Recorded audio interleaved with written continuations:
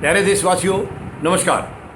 बहुत ही दुख की बात है, कल का दिन हमारे देश के लिए एक काला दिवस के रूप में याद रखा जाएगा। बहुत ही गंदा कल का हमारा दिन रहा है, बहुत ही दुखद घटना है ये।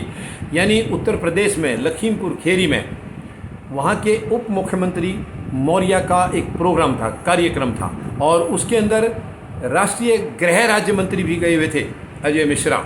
और अजय मिश्रा ने एक बहुत ही गंदा बयान दिया था, घटिया बयान दिया था किसानों के बारे में। किसानों को चेतावनी दी थी, उन्होंने खुल्लम खुल्ला चेतावनी दी थी कि संभल जाइए वरना 2 मिनट लगेगी हमें सीधा करने में। ये बहुत ही गंदा बयान था और इस बयान का किसानों ने बहुत गंभीरता से इस बयान को लिया था।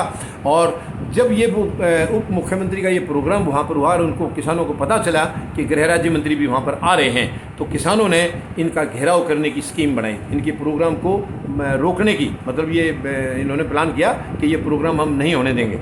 और जैसे भी था किसानों ने अपना वहाँ घेराव किया और वहाँ से ये लौट रहे थे। और उसी वक्त इसी राज्य मंत्री के अजय मिश्रा के बेटे ने किसानों के ऊपर गाड़ी चढ़ा दी। कितनी शर्मनाक, कितनी बेशर्मी की हरकत है ये, कितनी बेशर्मी की हरकत है इस पार्टी के लिए, इस बीजेपी के लिए और इस सरकार के लिए।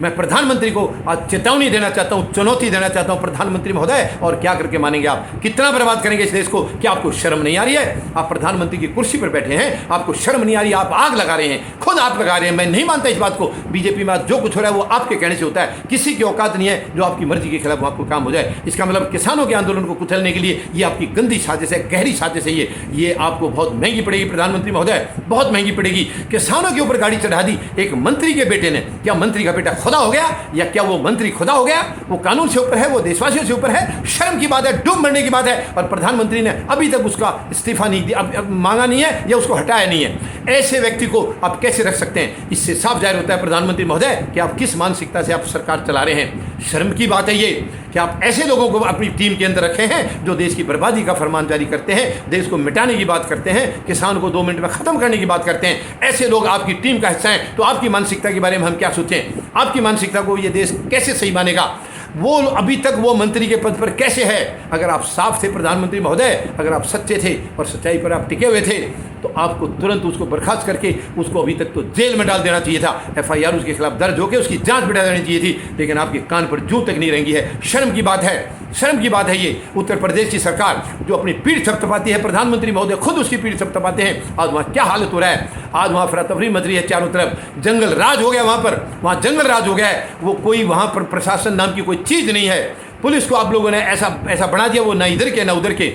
पुलिस वालों से आप पिटवाई करवा रहे हैं, जगह जगह पर किसानों को पिटवा रहे हैं। आप आंदोलन को कुचलना चाह रहे हैं। आपकी मंशा कभी पूरी नहीं होगी। और आंदोलन कुचलने का एकमात्र आपका जरिया जो मकसद है वो है सरकार बनाना।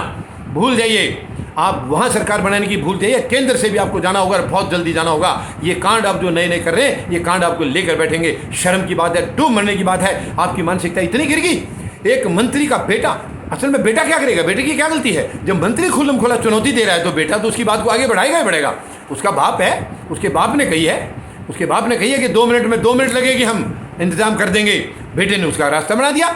एक बाप की अब बात को बेटा नहीं मानता तो ये बेटे के लिए भी दुखद बात है। शर्म की बात है ये। भारतीय जनता पार्टी को चुनौती देता हूं, तुम इस देश को खोखला करने की सपने में भी नहीं सोच सकोगे।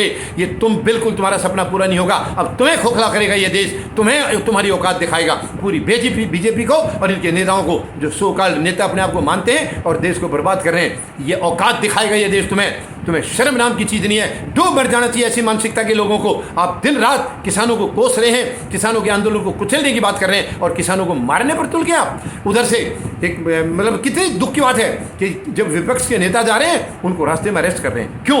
क्या ये उनका नहीं है? ये देश उनका नहीं है? ये प्रांत उनका नहीं है? क्यों रोक रहे हैं आप कौन होते हैं इनको रोकने वाले? वो संवैधानिक तरीके से केवल उनका हाल चाल पूछने जा रहे हैं। क्या इतना भी नहीं कर सकते? कल को वोट में जाएंगे तो इनको भी चाहिए उनकी मदद, सबको चाहिए। आप इतनी गंदी राजनीति खेल रहे हैं तो ये हमदर्दी जताने के लिए जा रहे हैं तो क्या दिक्कत है? शर्म आनी चाहिए आपको। ये आपको बहुत महंगा पड़ने वाला है प्रधानमंत्री महोदय। अत्याचार की हदें हो गई हैं, सारी हदें आपने पार कर दी हैं। अब आपको आपकी औकात ये देश दिखाएगा, ये जनता दिखाएगी। आने वाले 5 राज्यों के विधानसभा चुनाव में आपको आपकी औकात पता चल जाएगा। और उससे पहले ये जब तक इनको अरेस्ट नहीं करेंगे किसान वहाँ से हिलेंगे नहीं, जब तक इनके ऊपर केस दर्ज नहीं होगा। उन्होंने दाह संस्कार के लिए भी मना कर दिया है। बहुत ही दुख की बात है प्रधानमंत्री महोदय, आपने इस देश को बर्बाद कर दिया है। अब आपको जाना होगा, अब कोई रास्ता नहीं बचा है। ये देश आपको नहीं झेल सकता है। सकता है। धन्यवाद।